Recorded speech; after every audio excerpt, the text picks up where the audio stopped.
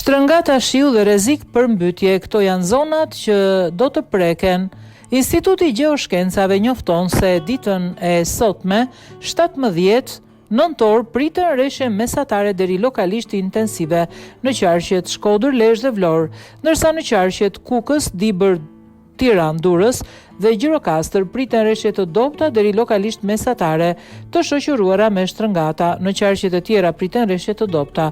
Shumica e rreshjeve pritet prej pasdites së nesërme. Instituti i Gjeoshkencave paralajmëron se shtrëngatat dhe intensiteti i lartë i rreshjeve mund të krijojë probleme të ndryshme si dhe vërshime të ujit në zona urbane, në varësi të sistemit të kanalizimeve në qarqet Shkodër, Lezhë dhe Vlorë.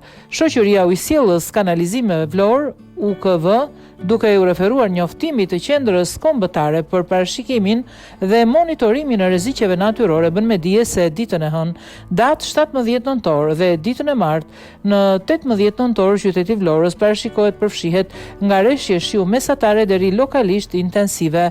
Ndaj UKV u kërkon qytetarëve të tregohen vigjilent për çdo situatë dhe të respektojnë thirrjet dhe këshillat e autoriteteve. Gjithashtu qytetarëve u kërkohet të shmangin parkimin e automjeteve në zonat me risk të lartë.